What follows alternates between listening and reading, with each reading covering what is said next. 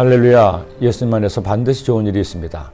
러시아 작가 투르게네프의 소설 중 아버지와 아들이라는 작품이 있습니다. 젊은 날 러시아 문학에 심취했을 때 이 작가의 소설 중 아버지와 아들과 첫사랑을 보고 감명을 받은 적이 있습니다.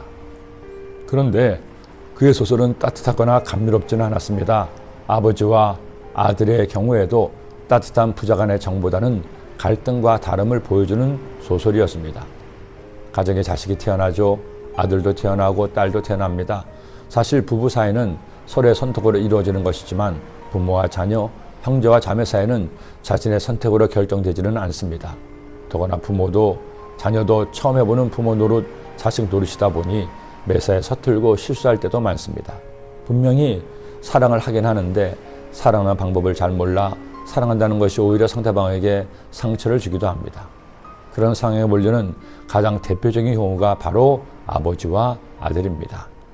어머니나 딸은 여자이기에 표현도 잘하고 대화를 통해 갈등을 해소하기도 합니다.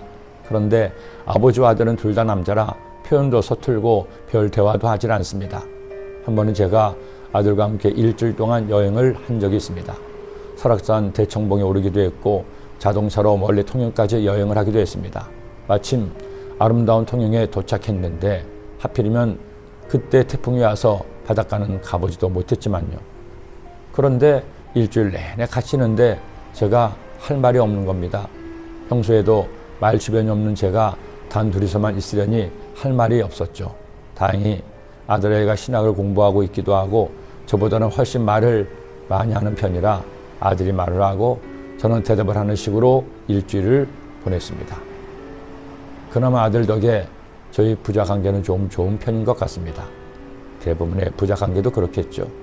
그러나 그렇지 않은 부자 관계도 종종 있음을 보게 됩니다. 아버지에게도 문제가 있겠고 아들에게도 문제가 있는 경우가 있습니다. 그런데 목사 입장에서 볼 때 부자 관계에서 더 신경을 써야 할 경우는 아버지입니다. 아버지가 아버지라는 위치에서 아들 입장을 고려하지 않고 고압적으로 판단하고 훈계하다 보니 생기는 문제가 종종 있기 때문입니다. 그런 아버지와 아들의 관계가 성경에도 나옵니다. 바로 사울왕과 그의 장자 요나단입니다. 사실 사울왕의 아들 요나단은 매력적인 인물입니다. 용감하고 인간성도 좋고 하나님도 경외하고 더구나 다윗의 최애 친구이기도 합니다. 그런데 아버지 사울은 처음부터 아들을 실망시키더니 마침내 친구 다윗으로 인해 아버지와 아들 사이가 결정적으로 어긋납니다. 용감한 요나단이 그들의 적이었던 블레셋의 기습 공격을 가합니다. 요나단의 기습은 크게 성공해서 수십 명을 죽였죠. 그 혼란을 틈타 사울왕이 군사들과 함께 블레셋 진영을 공격하였고 블레셋 군사들은 자중질환에 빠져 서로를 죽고 죽여 결국 이스라엘이 대승을 거두었습니다. 그런데 이때 사울이 또 한 번의 실수를 했습니다. 하루 종일 싸우느라 피곤하고 배가 고픈 군인들에게 블레셋을 완전히 물리치기까지 금식하라고 선포했습니다. 더구나 군사들이 숲에 들어갔을 때 땅에 꿀이 흐르고 있었습니다. 군사들은 그 꿀을 보면서도 침만 삼키고 있는데 그만 요나단이 숲에 들어왔다가 꿀을 보고는 꿀을 먹어버린 겁니다. 백성이 숲으로 들어갈 때 꿀이 흐르는 것을 보고도 그들의 맹세를 두려워하여 손을 그 입에 대는 자가 없었으나 요나단은 그의 아버지가 백성에게 맹세하여 명령할 때 듣지 못하였으므로 손에 가진 지팡이 끝을 내밀어 벌집에 꿀을 찍고 그의 손을 돌려 입에 대매 눈이 밝아졌더라. 이뿐이 아닙니다.